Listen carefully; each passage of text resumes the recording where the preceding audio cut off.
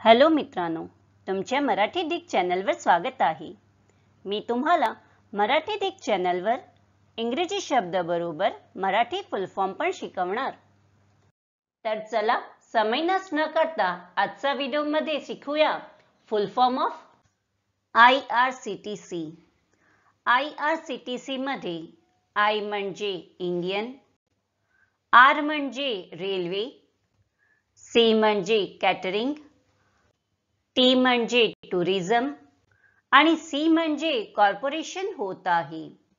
असे IRCTC चा फुल form Indian railway catering and tourism corporation होत आहे।